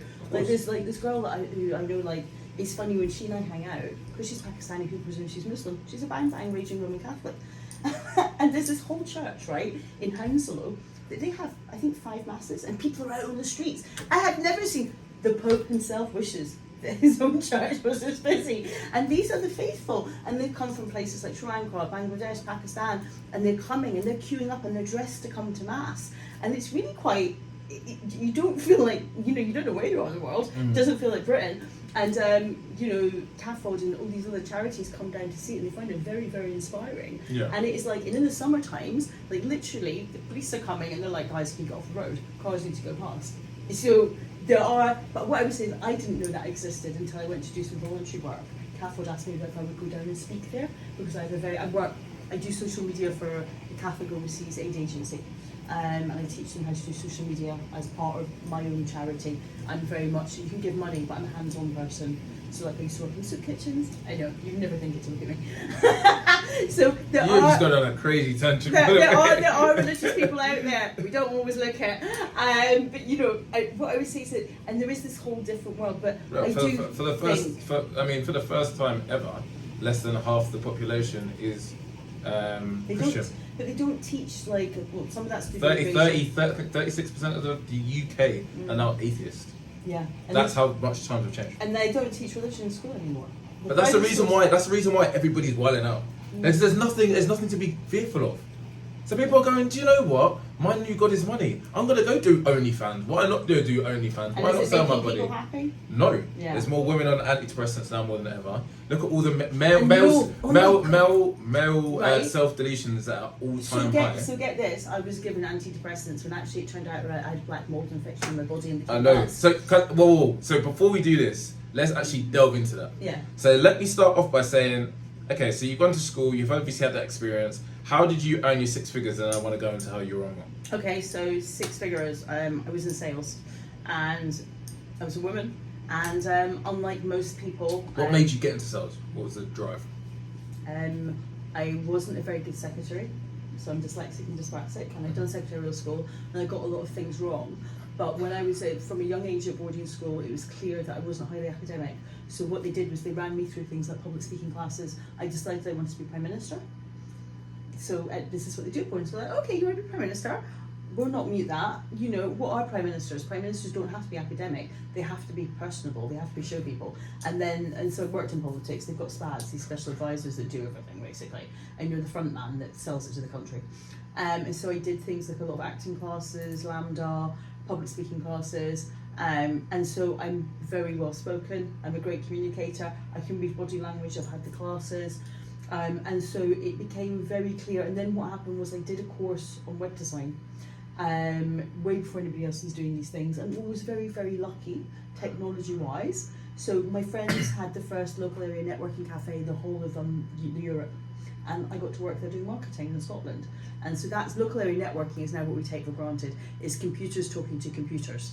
Now in the old days that didn't happen, and people used to come to play computer games in one big room where they could all play together, rather than on a modem and just against themselves, right? So how did this lead to six figures? So this led to six figures because Sky TV needed a salesperson who would understand about how to sell a channel, what was called computer channel, then .tv, and I could use things like Photoshop, all the Adobe products that now everybody's into. I was into that when I was 19. I'm now 48, and I was a woman, and I'd been to boarding school, and so it was there'd been an article in the Financial Times. This is before freedom of movement from Europe. So the Scots were the kind of like cheap immigrants who'd get down to work, and we were having a massive recession. There were no jobs. I had a job cleaning toilets in a hotel. That's fun. Yeah. Actually, I've done worse jobs, I have to be honest. The people were lovely that I worked with, and everybody was so grateful, because I used to clean horse poo, which is when a horse poos in you. That's quite really something. Human poo, no problems, let me do this. La, la, la, la. I could do the worst one and just not be sick. Anyway, digressing. So what happened was that I was very ambitious, and I networked, and I knew how to sell myself. And there'd been this article in the Times, or the Financial Times, about how Scottish people worked longer, worked harder, didn't sue, were very cheery, never took days off for going on the piss. I mean, God, in Scotland, if you went on the piss and took a day off, they would fire you. That is just not acceptable. We all drink. It's just not acceptable to have a day off. Agreed. It's just not. You go out, and the things in sales in those times, alcohol went through expenses. So I would go out, I'd literally have an hour's sleep, and I'd slide into work, stinky booze. But I was there, and my job was to entertain people. And I was very rough, and Sky TV was not that pleasant a place to work, I'm not going to lie. My manager was amazing, my team were amazing, but it was quite a rough environment. So how long did it take you to earn six figures? I think within 5 years. Wow, nice. And I didn't realise that Sky had this reputation of being quite rough and ready to work out quite a lot of bullying in the sales. There was a lot of salespeople, but it was just like that in those days. And I used to cry at lunchtime. I used to go out into the roof and cry at lunchtime, redo my makeup, and jump back on my desk. So when you earned six figures, were you literally just kind of like a sales executive, or did you work your way up to a management role? No. So no in sales, No, because in managers, when you're a manager, you're not hitting targets. You actually earn less, yeah. So I mean, you can earn £100. So what happened with me is I ended up in exhibitions, and I sold this company in the city in exhibition, and then I think I realised their staff had been out and ran down. So I brought them shirts, sausage rolls. Here, have some small bottles of booze. You'll do fine. Let's do the next day. And their boss was like, "You're amazing," and I was strutting around. I used to wear bright red paint and high heels, and I had this amazing image, and I knew how to power. And guys would talk over me, I'd go, mute! And I was very kind of aggressive and in your face. Aggressive female. Yeah. So my dad had been in college, and he had taken me with him, and my mother was a take no shit sort of a person. So I'd grown up with that. You take no shit, you don't let anyone talk down to you. And also I've been at boarding school, and if you take shit from the boys, forget it. Exactly. And I didn't. And you're obviously well spoken. The girls weren't very nice to me when I was at boarding school a lot of the time. I had a bit of a rough time, so it was the boys I hung out with, and then boys became my friends. So I was used to this rough and ready. Direct. No mincing around, no BRTC. And also the way my brain works is the bit of my brain that's literal is extra literal. So I'm actually great in my environment because I'm dead direct. And some guys are like, wow, that's really refreshing. Yeah. You. And at first they don't know how to take it from a woman, but then they're like, I'll be like, to my clients, the chest hair, you look a bit like a paedophile, we're going to have to cut that off. And then I get back to what I'm doing, and then they're like, I said, do you feel like you've been slapped with a wet fish? PDF. Yeah. It's like, do you think you've been slapped with a wet fish? And they're like, a little bit. And I was like, it's only, I said, but you know that I'm just, I have no malice. I'm just very straightforward. What you see is what you get. So I see a lot of the traits, how you earn six figures, because you're ruthlessness, you're direct. So then what was the switch to becoming a lawyer? I ended up in a relationship with a family owned a law firm, and I was given the opportunity to train in law. I was living in Kensington at the time. Did you have to give up the sales job, or were you still? I'd already given it up, and I gave up my sales job to go and live in Ibiza, because I decided that I was having it at 32. I wanted to go and live my dreams. And definitely talk about that. Yeah, I did 4 seasons. I was a comedian, so I got made redundant from one job. I went and moved jobs, that was it, and I got made redundant because there was, things went a bit messed up in the city again. And so let's talk about earnings, right? Yeah. So you're earning 6 figures. Yeah. Then you've moved to another company. Then you got made redundant. Yeah. So when you moved when you switched companies, was there a big salary decrease? Yeah, there's always a basic, right? Your basic is maybe 35, 40 grand, and then you earn your commission. Yeah, of course. Yeah. So, and I'd moved because, you know, like products move on, and I could see the end in that company. It was time to move to the next big thing. And then the economy, you know, I think it was 2005 or 2008, whenever it was, there was one of these, like, you know, there's a dot-com bomb boost and pop, and there's always these, like, you know, it kind of goes around in circles. Yeah. It goes around in circles, there's a boom and bop, and salespeople are the first people often to be let go, because then they just keep the clients they have. And it's just, and I'd done stand-up comedy as a bet, and then it became my job temporarily, and I did really well. Within 6 weeks I had a double-page spread in the Evening Standard, because I had managed to persuade a guy on a Monday to give me his pub for free. Because he was only 150 quid in his pub on a Monday, and I was like, if I can up your sales, he won't buy anything. And I got him on to 1,500 on Monday. I mean, who's making during a recession? And I had an all-female stand-up show where you could do comedy, and nobody else was doing that at that time. There weren't many women on stage, and I got a bit of a hard time from it. And other really famous female comedians would come and do stuff for me for free. Yeah, of course. Yeah. No, but that's because it was because it was someone to do new material. And my audience knew it was new material. There was nowhere for women to do new material. And you're expected as a woman to go on stage and be amazing, or you never get booked again. Whereas my thing was new material. So I had a black guy, and he's part of For Black Boys, which is, I don't watch the theatre. This is the best show I've ever seen. Really? It was incredible. It was incredible. And he was on, and he was funny enough saying, like, the pressures of a black person. He was saying, you know, I feel like whenever I watch something, I'm so critical if it's a black person, because we might not ever get this opportunity again. That's how it feels, at least. Yeah, and we're so you got to smash it. Like we always talk about black excellence, and it's so funny that you found the same thing as a woman. We all find it. But ultimately, we are all the same as human beings, living as pretty much the same human experience. But we have been tagged and bagged by the press and marketed to. We are not all, just as like the same, like antidepressants, it turns out doesn't cure anybody. Actually, there's been research done that if you've got depression, the best thing for you to do is go in a blacked out room for 7 days, go to bed at 6 p.m, have no Wi-Fi, have candles, get up at 4 a.m. and walk outside, reset your circadian rhythm, and your depression goes away if it's genuine depression. There's academic papers on this, I can send them to you. So, and the thing that people are getting done for, so anyway, this is all by the way, but what they've done from marketing purposes. Would you not say therapy is better than that? This is circadian rhythm, this is just science. People who get the initial stages of depression, if you do this, it fixes your circadian rhythm, and then the depression goes away. Ultimately, therapy will always help, because you're not getting depressed over nothing. So what's the logic behind that? Is the logic, and let's break this down so it's simple for everybody to understand. So this is the science of the way your body works. When so if you work nights, and you will be prone to depression, because actually your body's meant to see sunlight. Yep. Right? Logical. That makes sense to me. Yeah. Right. So and about how you would stop that is even when people give up their night job, they don't understand how they stop the depression. Actually, that would be the way you would stop it. And I've tried out these things myself. Oh my God, it's amazing. There's a guy who has Tourette's who, provided he lives that lifestyle, doesn't need the medication. Amazing. So he has to meditate for an hour. But isn't for like Tourette's there's some sort I can't remember what drug it is. Yeah, and he was on it, and he there's a drug. There's an actual like a party drug that you can take for Tourette's, and it's supposed to be really, really good. I don't know that much about it, but I know a guy who's quite well known social media influencer who talks about his Tourette's, and he had the really sweary, offensive type, and his family had him on it, and he didn't want to be on it anymore because it was impeding his creativity. And he contacted me when I was quite unwell, and I was like, look, don't listen to them, do this, do that. And he went, this really worked for me. Here's the research. And I was like, thanks, stranger. My stranger on the internet. This is where social media is amazing. People can contact you with amazing things. Yep. And he was like, look, I've got, he said, I'm going to have to cut this call short. This is my bedtime now. I have to be in a blacked out room, or I'll start Tourette'ing tomorrow.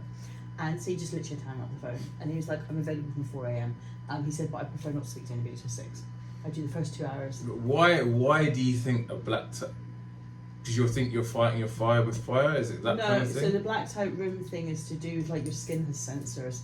And we have a lot of like some people, like during so the police have done all this research on that during full moons and new moons, the moonlight changes. Like I think there's more hours of moonlight, right? And the water in our body changes as well. As the ocean moves in the sea, the ocean side of us moves.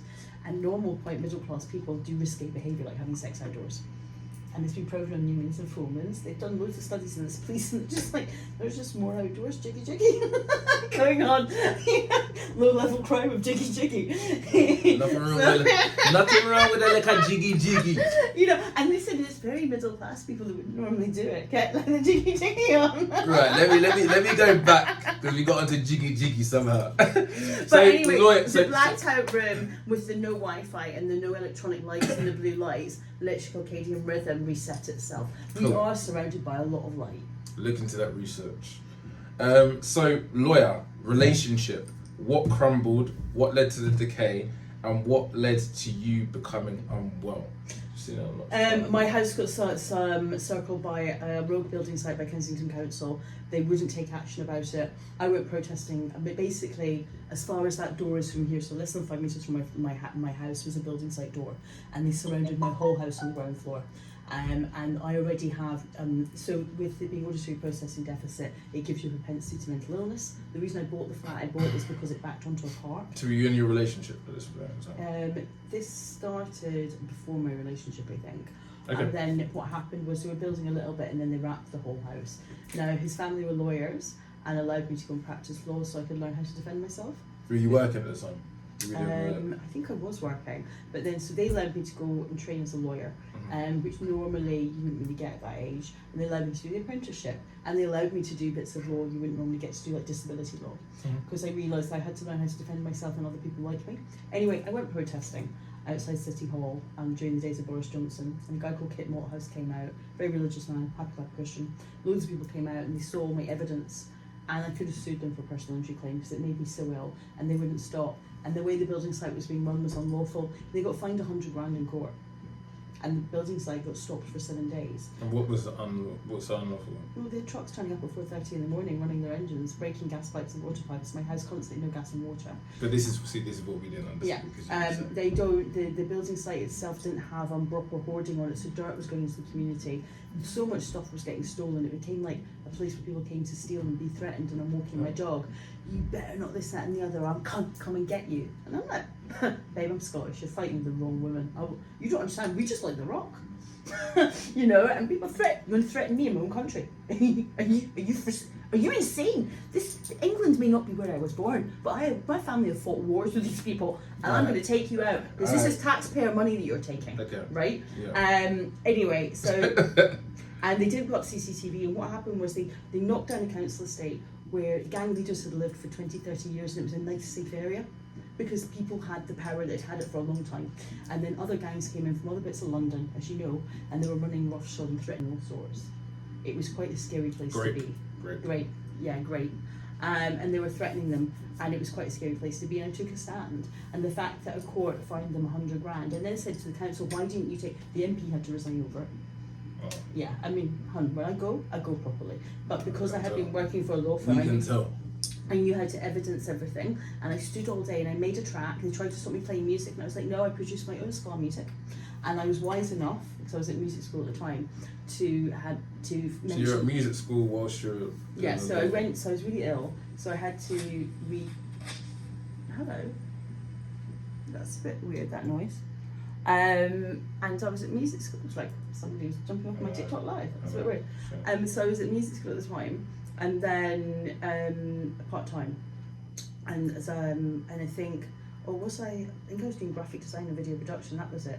And I ran off and did a music track, and then it was a ska one, and so I mentioned companies like Tokyo, and you know, like they said no. Tokyo says no to. What do you call that stuff? Nuclear. Just to let you know, 35 seconds. 35 seconds. Come back. But anyway, I got them fined 100 grand. Perfect.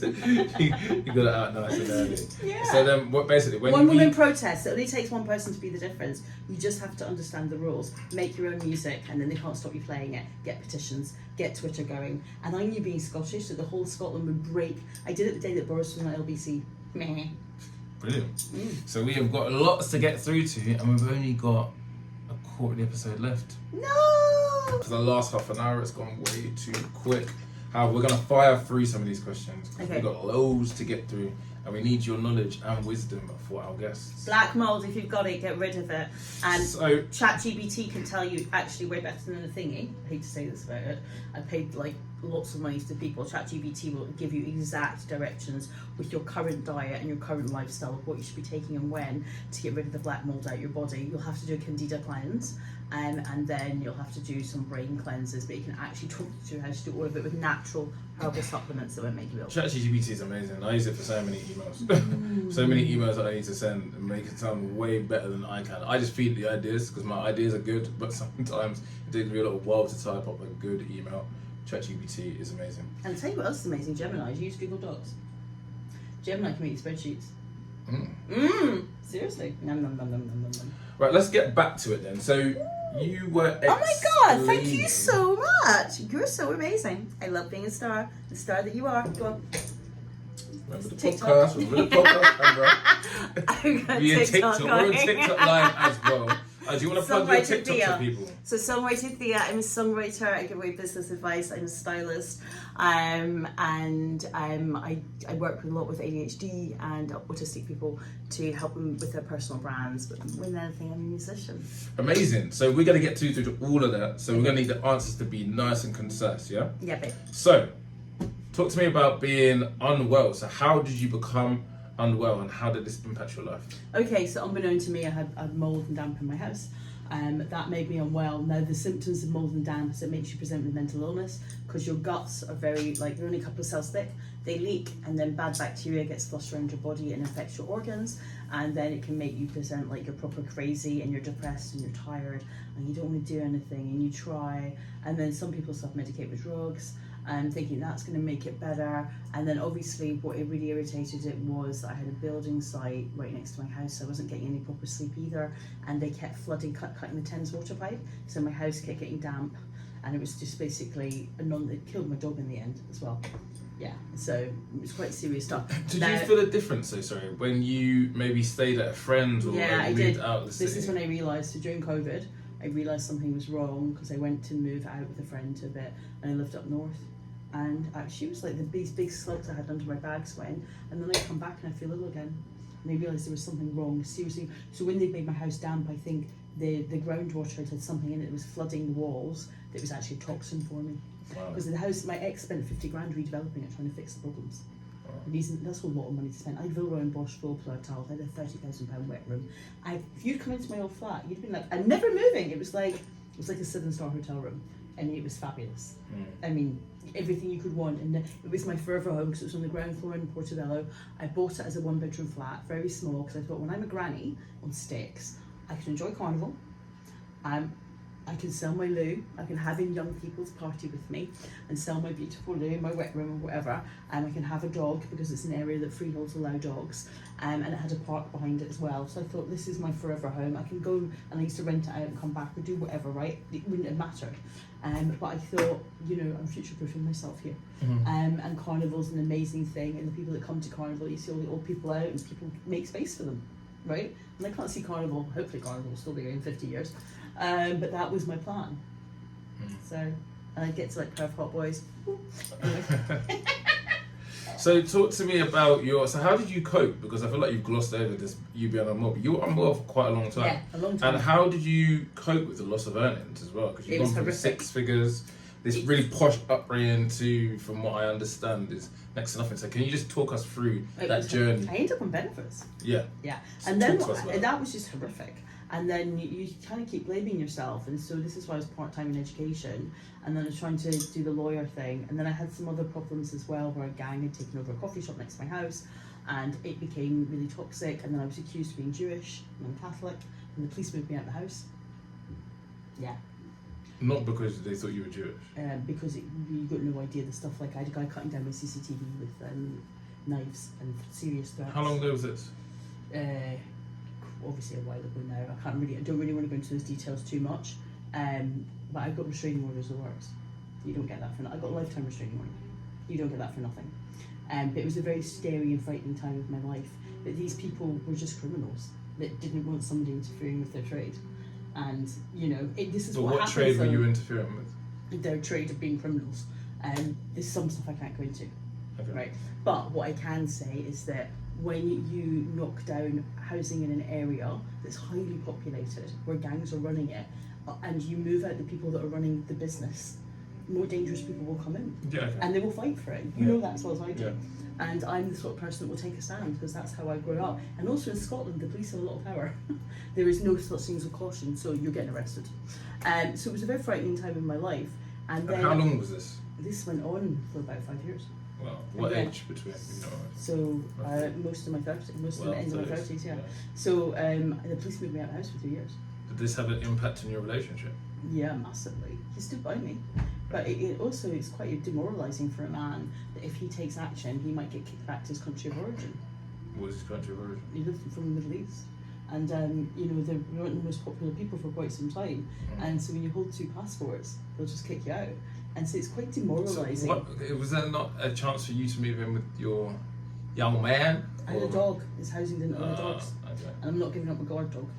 But what happened was his family had other properties, so we did move in, and they made them available to us. I was very, very lucky. I was very blessed that I had such amazing in-laws to look after me. But still, that should not have been happening to me. Yeah. It shouldn't happen to anybody.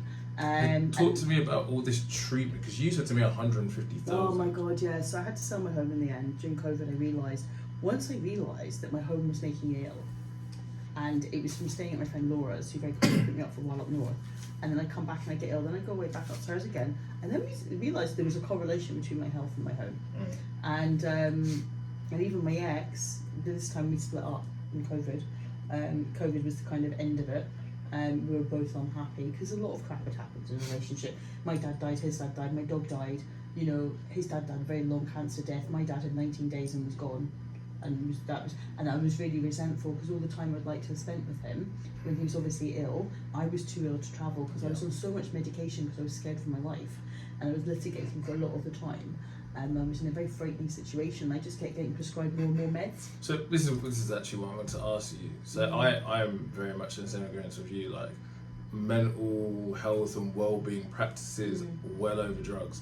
But what was that change or that spark that made you just think, do you know what, I'm done with taking all these drugs they're trying to prescribe me? Okay, so the mental health team agreed after my dad died that I didn't need them, but how I would get off them would be a different thing. And then my doctor was standing in my way, and it became very clear to me, I was having a recurring dream that there was something in quetiapine that would have impacted your eyesight. I asked the psychiatrist to access the information. He was quite shocked to hear that it did. Now I can only see properly out one eye. I was dropped when I was born, so I need my eyesight, and it did impact my eyesight. And the weird thing is, well, the great thing is, since I've healed my body and healed my gut biome, my eyesight's come back, which just baffles people that are opticians. You know, I've been down Harley Street and they're like, this is impossible. And I was like, yeah, you told me that my eyesight, this eye improved from 20% to 40%. That was impossible. I am making the possible. I've just written a blog. I just wrote, a blog which I'm going to post next week about gut health and the importance of microbes and the connection in the second brain. Yeah. And it's interesting when you spoke about that. There's a really good episode on Netflix that you need to watch. It's a really good docuseries. Hack Your Health, Gut Health. It's really, really good. So the main thing you need to do for your gut health, and the main thing that improved my eyesight, was eradicating myself threadworms, pinworms, and candida, and that has taken me about 6 months to do. And you can make that more normal for the listeners. Candida is basically, nowadays what's happened is that we eat a lot of sugar in our diet. And in the old days you used to have things like lemons that were antibacterial. They've now got 90% less antibacterial stuff in it. We don't have cloves anymore with our traditional chicken dinner that we used to have on Sundays. That used to kill the little pinworm babies. And neem is the thing that they use in India that stops them. People used to eat a lot of raw, real garlic. And what that would do is for 2 days after garlic, they can't get a grip to breed. So all of these things, when you're having processed foods, they don't have these things in them. And unfortunately, what's also happened is that we're eating a lot of animal products that have got antibiotics in them because you're not eating organic. So that antibiotics is also agitating your system. And so you become this like host, everything inside of you. And this is why men look like they're pregnant. A lot of men look like they're going to have triplets. They are misappropriating a woman's right to give birth. To look like they're giving birth. I'm back on that. A lot of men are misappropriating a woman's right to look like they're giving birth. I saw guys stay in the underground, right, in the 70s. I was alive in the 70s. It was very rare you saw a man who looked pregnant. Yeah. Right? And these men, do not tell me that man is happy. And men used to drink lager and beer back then. Yeah, I know. But the food was different. right? And people, like, so when I lived down in Portobello Road, you'd meet these guys 94 years old in salsa class, right? I don't think it. Can I just say this though, because I know you're gonna go. But I don't think it's just the food. I know that's one of those things that we can't visibly see, and I know that has a huge effect. I know you're gonna go into the air, the water, the food. No, I'm gonna go into the Caribbeans, right? I'm gonna say one thing, right? I think it's the fact that men have just become so lazy. No, I'm gonna be. As you said, like war times, the men, they didn't have nowhere near as much information, way less access to gyms, and were way fitter and healthier. Now, we live in a much more mollycoddle society. We have all the science in the world. We have all the knowledge. We have all the accessibility. You can do home workouts, but people have become lazier. Hence why we have such a problem with obesity. Yeah, so stress isn't just the stress that you feel from your work. You get stressed by the air you breathe, the water you drink. The water quality now is horrific. Look at the amount of companies that are big. You can't go swimming in the sea anymore like you used to be able to because they're pumping sewage into it. You can't go swimming in the natural rivers because they're pumping crap into it, right? There are chemicals in everything that you eat. Your body is so stressed out, is so inflamed. A lot of it is because when you go around a supermarket, there are very few cultures. Now, there was a guy, so one of my clients had a podcast, and he interviewed a lot of leaders in London, and I don't mean business leaders, I mean like top people at NHS, he interviewed this guy that was a food czar, and he said, if London was all still white English, it would be the most obese place in Britain. In fact, maybe the world. Anyway, but because it's multiculturalness, we have cultures that cook, right? Especially the Arab culture, they're like, or like the Indians, you can't get a good takeaway Indian curry that goes in the microwave, right? It has to be cooked fresh. Yeah. You want curried goat, that has to be cooked fresh. And I love my curried goat, by the way. And actually it's very, very healthy for you. The goats have generally quite a happy life. They've not got a lot of cortisol in them. They're a low fat product, high nutrition. Have you dated a Jamaican man? No. Yeah. But I do have a Today's about curry goat, but not dated I lived in Portobello Road. Okay. So it's all the food stalls I would eat off there were the Trini food stalls because they're clean. Those people, and I was vegan for a long time. And when I was vegan, it was because I became allergic to animal products. I thought it was because my dog died.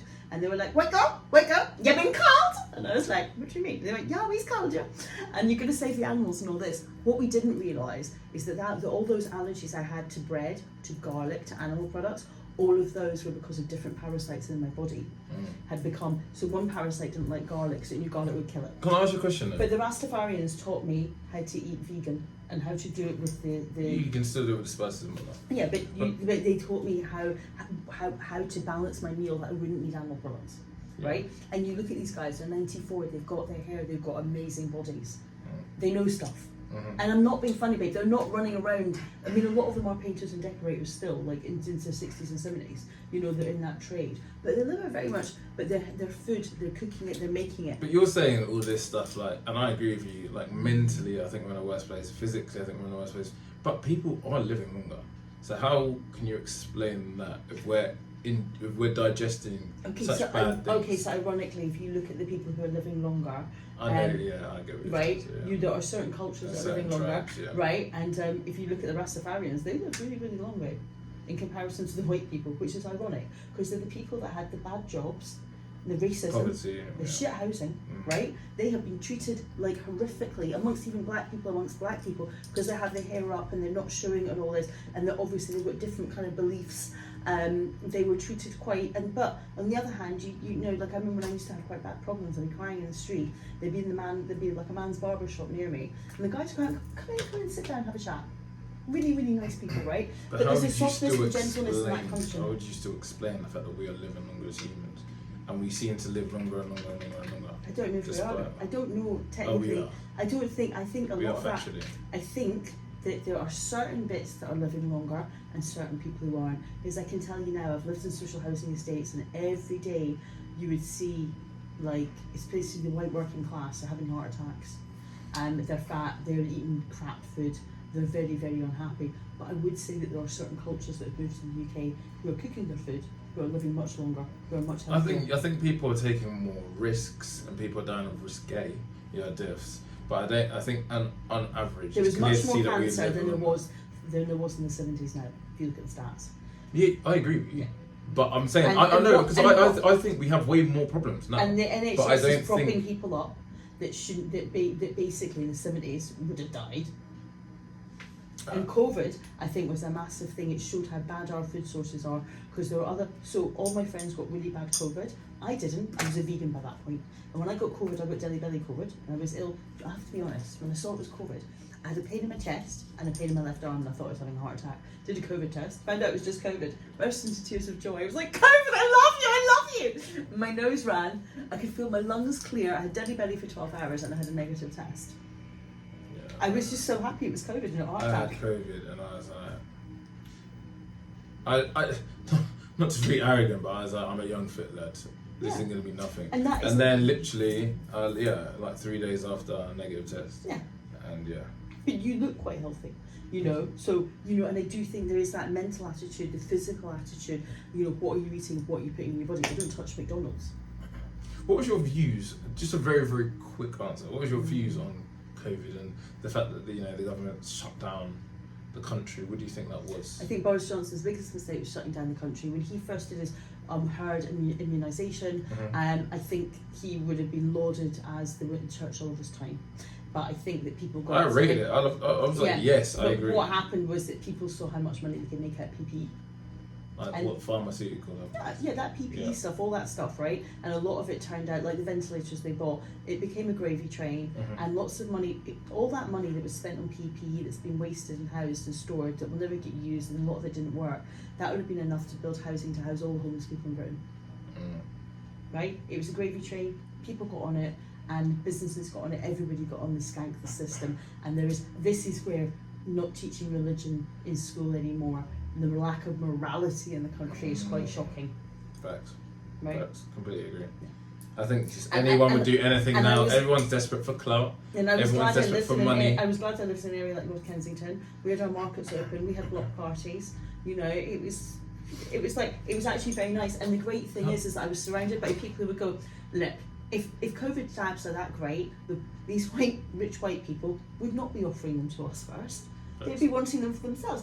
And I'm a Scot, I was as well. It's like, so we're suddenly believing a government who lies, and this is not just one government, this is all of them, and starts wars in other countries where it isn't our business and there was no war to be had. Nobody in Iraq is happy. Says ethnic minorities and migrants, that these aggressive people have, look at the British Empire. Raped, pillage, okay, but still wars all over the world. Okay. So I just think... So I wouldn't just say that's about Britain, hey. Remember, the original slavers in Scotland, 25% of people carry African blood because of the slaver ships. They were black slaver ships coming to take white people from Ireland, right? So let's not forget, slavery has been older than time. People raping and pillaging has been older than time. Yeah, the grouping. The Mongolian Empire. This is just the way humans are. It's no, but I think the point, I'm not trying to blame that. I think the point is the way you're looking at a migrant, for example. Yeah. As then these people are so aggressive, but then you're not taking any accountability for the wars. Even look at the Iraq War, for example, how unjust that was. Happened. But and then you cry about people coming here. Acting like yourselves it's like acting like ourselves as British people are these just kind, gentle folks that are just so welcoming to all, and that's not the case. Do you know what? At the end of the day, there are, like anything, right? If you get... So you know when you got the grey squirrels, they killed off all the red squirrels because they weren't all meant to live together, and those grey squirrels weren't from Britain. And you can only mix so much of anything. And if you mix anything too quickly, like when if you pour like cold milk into a hot sauce or curdle, things need to be done slowly, they need to be done gradually, they need to work well. But you need not to invade other people's countries. Simple as that. If you've got money for wars, you've got money to house homeless people. You need to look and fix your own country first. Now, people do not become racist when they have safe housing, when they have good food, when their children have futures, and when they have jobs. When people have purpose and feel safe, they no longer look to blame other people. No, I disagree with that, and I know this for fact. I think people generally are just racist, and that kind of thing, when the countries come to a decay, it ignites the way that they've always felt. So yeah, there's more racist. But it's also been that thing. Doesn't mean that they're not racist just because things are calm. Well, I think I would there say needs to be way more integration. that people can integrate. Okay, so the other point problem you've got in Britain is that we have had a whole, there are like whole bits of Britain where like you'll go into one town and it's all one type of population from one part of the world. You wouldn't even think it was, you know. And the laugh is like, I've got my Pakistani friends from up north. They'll tell you, look, I could never go back and live in Pakistan. Do you know what I mean? They laugh at us for saying we're Pakistani, but yeah, over here, you know, and they're fine with me because I'm Scottish and I'm fine with them, because I grew up in a very different culture. My dad's best friend was black, which was quite shocking in the Highlands. People were like, huh? Where are you from? But it was, my dad also had went through national service, and I think national service, as he said, it integrated everybody in the country because you realise you're just the same. I made a video on this last year around this time. Yeah. I said that all kids need to go into national service because I think it would just be great. I think the fact that they're forcing kids to do 2 years extra schooling, we're not a dumb society. I don't think that's necessary. I think just 1 year, it'll make everybody, you know, men are struggling to find partners, women are struggling, we're becoming a much more lonely society, we're becoming more obese, 64% of the UK is overweight. And how can we tackle a lot of these that's issues? bacteria. National service. Yeah. You know, a sense of pride, mixing with different cultures. I think that would solve so many problems. I mean, that's the other thing is in London we are quite blessed. You come down, when I first moved to London, I would go around, I used to live in all different areas, and people were like, right, white girl, why are you living here? And I was like, I've never lived with Indian people before. It's like the world in one city, you're amazing. And they didn't really know quite how to take it's me. hard to be racist when you live around amongst everybody. Yeah, and you know, and it is like and then I realised that different cultures have different ways. The Jamaicans are really loud, the Trinis are really fun, right? And I just realised like, They are fun too. yeah, they are really fun, but they'd be like really aggressive. When I was in Brixton, they'd be really aggressive with each other, get drunk, be like, and then the next day be like, I'm really sorry. And I'd be like, it's fine, I'm Scottish, I'm great. And they're like, you're not like other white people. And I went, I don't like the way you're saying that, but I hear what you're saying. Because in Scotland, we will fall out and fall in very quickly. It's that mentality. We're quick to argue and quick to make up. We do like a drink, you know. Yeah, that's the Jamaicans. Yeah, right? That's the Jamaicans. And they like a party too. Very open house parties, I've got to be honest, very trusting. So you mentioned about, so there's so much we've got to skip, unfortunately. But I just wanted to pull you up on the thing that you said, you know, you've had some experiences with spiritual healers. Yeah. How has that impacted your journey, positively and potentially negatively? Okay, so I've done the shaman thing, it was amazing, we did black spot shows. There was definitely this energy out there. I myself do frequency Reiki healing. I come from quite a long line of holy people that you can trace back, but also anybody can become a healer, provided they want to channel light. You don't use your own body's energy. Some people use their own energy. Now, when you use your own energy to heal somebody, you're also giving them your fears, your negativity. That's a bit toxic, and you can pick that up from a person too. Yep. And so you really got to learn how to pick up the light with the source, God, whatever you wish to call it, Jesus. I mean, I had a woman who did Reiki on me when I was abroad. It was the first time I had it. She passed out. She was an atheist, by the way, and a shaman. She went off and became born again Christian. Jesus presented herself. I had just become Christian the year before. And she was like, Jesus presented herself. And her husband said to me, she was a German doctor, by the way, proper doctor, like qualified surgeon. And she was like, came to me, and I was like, you okay? And she was like, this, that, and the other. And she foresaw a lot of the stuff that happened to me. She said, you're going to get really ill. This is going to happen to you. You can't buy that house you're buying. It was the flat that I bought. I had all the trouble in Portobello. And I was like, no, I saw that flat when I was a kid. I just like I was going to buy that one day. I was at Carnival. There was all these friendly people. I got lost at Carnival. These Trinis took me in. They fed me. I wanted to live around people like this. Because I came from the Highlands, where there's animals, no people, right? And that's, I want to live around people like this. They're amazing. Anyway, and her husband, well, her shamanic husband, had said to me, he's an American, he went, I knew the day you walked through our door in our, like, they had this, like, healing camp in Thailand, and this retreat, and he went, I just knew, he said, everything was going to change when you walked through that door. He went, this energy body that just changed everything. Obviously, she left him, she went off and she gave up shamanism, renounced it all, went back to Germany and became a half-half Christian, all because of that experience. Now, I've had good experiences with most of my spiritual healers, but I've got really strong intuition. Then I got to a point with the shaman where I realised that, in my opinion, she and I had come to the end of our road together, and it was no longer working for me. And she got a bit huffy about the whole thing, I've got to be honest. And yeah, it was a bit of a weird one. So very weird indeed. But the time had come. But I had a spiritual healer as well, a guy from abroad American guy. And the great thing about COVID is people who would normally see you, suddenly, you want to Zoom with me and I can heal you. Now with him, I could physically feel him walking around inside my body and healing stuff. It was insane. But there are some people out there who think that they are, and they think they're talking for God. And it's like, if God wants to talk to me, God will talk to me. This is the problem. Because we obviously live in a society now where everyone just feels that they can be everything, and they'll be, and they'll be, and they'll just be healed because they've just become Muslim, or they've just become Christian. Yeah. And I actually had a girl that was actually on my podcast, and it's about all septicemia. You need to watch the episode. You find it really, really good. However, she was basically saying that, like, when she had septicemia, the doctors diagnosed it incorrectly. Obviously, you have the delusions of grandeur. Yeah. And she did before she even knew she had it, she did a spiritual awakening journey. She said it's the best thing she ever did, that ever happened to her. Yeah. But it turned her cuckoo. Yeah. And it turned her crazy. And she was doing all this weird stuff on Instagram where she was saying that I'm a superwoman, and she was doing all this crazy dancing and doing all this crazy stuff. Anyway, she came on the podcast, explained her story, my best episode yet. Really? Then it happened again. And everyone's messaging me. I'm like, I'm not a dad, like, I was cool with her and I'd be for season, but like, you need to speak to her or mum and whatnot. And everyone was like, she's on drugs. I'm like, she's living at home. This is further down the line than her being on drugs. I know she's not on drugs and stuff like that. It's the delusion, and I think it's connected to the spiritual awakening, because what she's going through again, what she went through again, was the same thing she spiritual awakenings come in stages, right? But that's a very negative impact. No, maybe negative because people think she might be enjoying it. Negative for somebody watching, not negative for her. Well, she said that she lost her mind when she came on the podcast, and then was saying that she was getting back to her normal self. Yeah, or did she lose her mind, or did she just confirm to what people are telling her? So, right, I'm gonna have to bring you back on the podcast because we only got 15 seconds left.